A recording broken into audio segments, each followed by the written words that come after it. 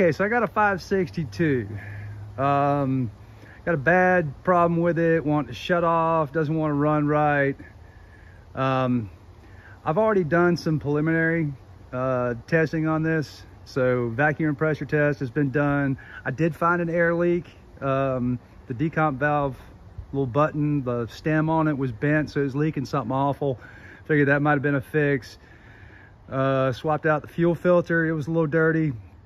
Let's go ahead and fire this thing up and hopefully it'll fire. I just ran it a second ago to confirm that it's still acting up. So let's see if I can get it to wake up, and we'll put it through its paces and I'll show you what the final solution is.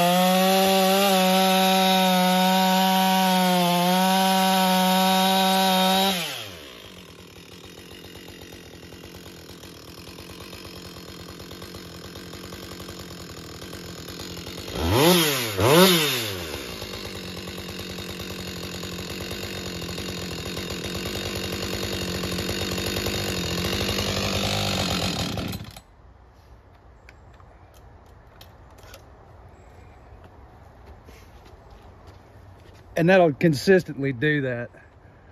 So here's what we're gonna do. Let me take you inside. All right, before I tear this down, there we are. We're hooked up to the diagnostic machine. And you know, when I've talked about these in the past, you know, there isn't like a magic wand when it comes to this, because here we'll pull up operating history. Let me see if I can get you in a little closer. I'll take you out of the tripod, I think, to get you a good view on this. All right, so I've only got 67 hours on it. Operating temperatures are fine. Fuel settings are within reason. So when we do these manual tests, automatic tests. So we'll come over here and do auto test. Sorry if that looks terrible. It's hard to get the screen. Okay, so our first test.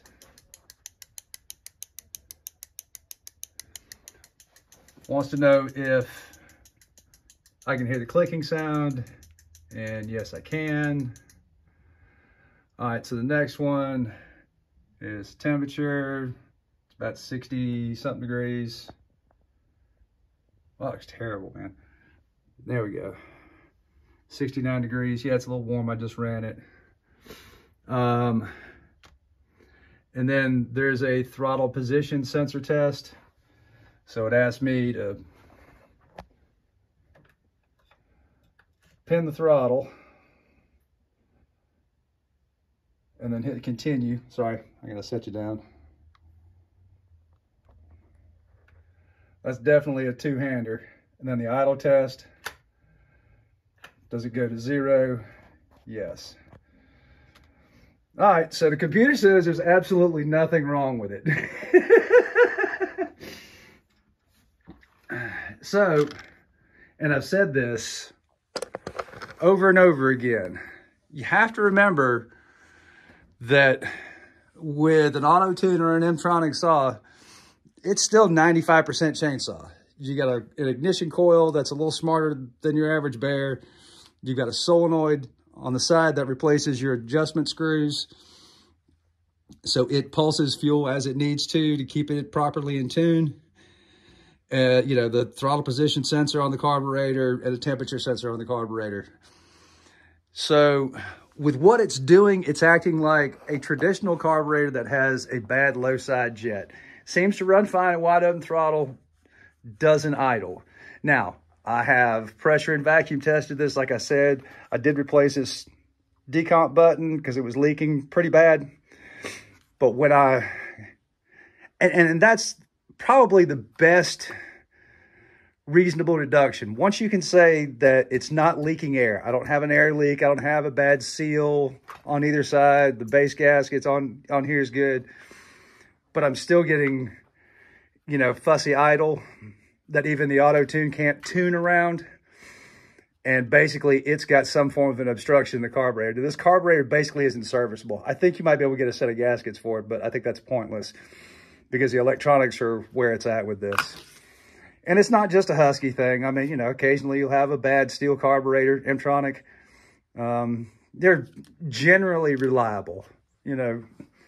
So let's tear this thing down real quick. There's not a whole lot to it. You've got 2 screws.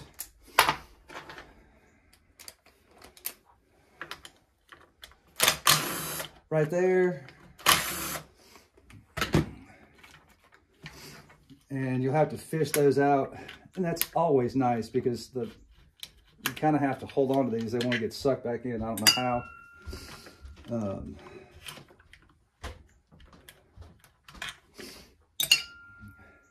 And now this will come off.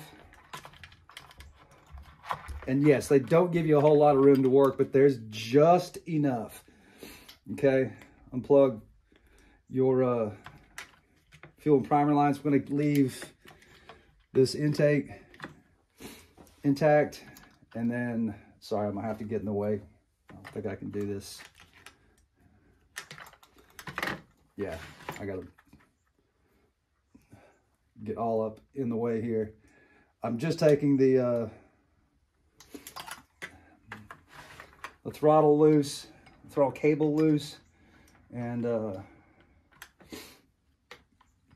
there's a small tab. I'm gonna take you in real close right here.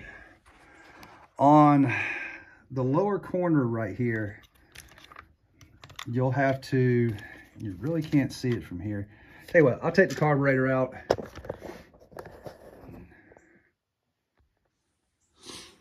And then you'll be able to see better with it not there.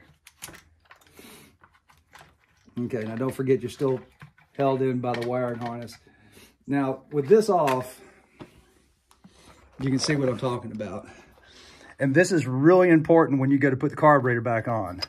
This little tab right here hooks on the bottom of this Strato air inlet. So that has to be snapped into place. Otherwise, this carburetor will not seal correctly. All right, so you say, oh, no problem. I just need a carburetor. So you order up a carburetor. Only problem is it doesn't come with any information on it whatsoever. You know, if it's, and that's good and bad. You can take with it for what you want, but it's going to have to be hooked up to the computer to give it the latest information, tune, parameters, and everything else. So I guess that's good. You could theoretically take a 5 or 6 year old saw and give it the most up-to-date information when you replace the carburetor. So here, we'll hook this up and I'll show you that process. All right, so there's our brand hammer new carburetor. I got it plugged in and it does recognize, says firmware missing, please update. So just real quick, we're gonna reach over here and go firmware,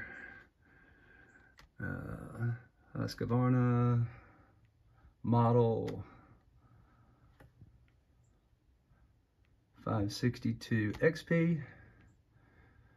And you have to pair it to the ignition module that's on there. So on the ignition module, you'll actually see that exact number, 581-61-7002.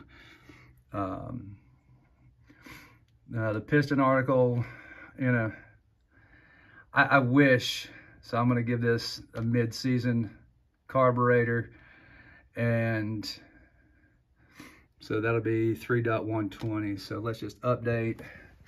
And it's gonna plug in all the information that this carburetor needs for a tune package that would be on the latest model chainsaw, latest model 562.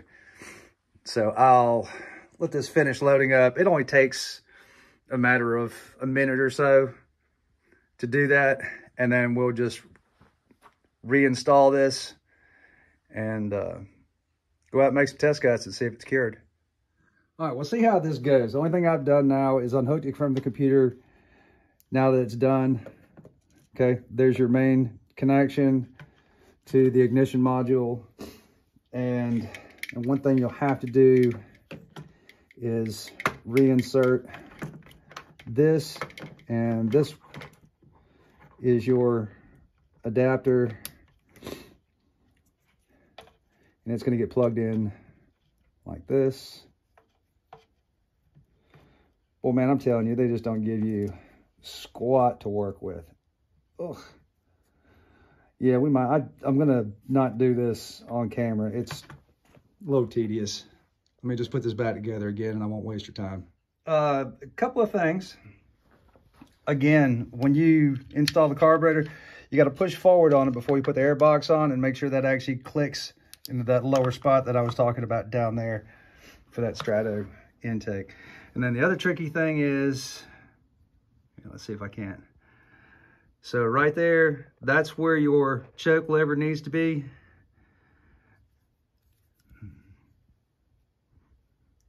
So the metal spring goes under.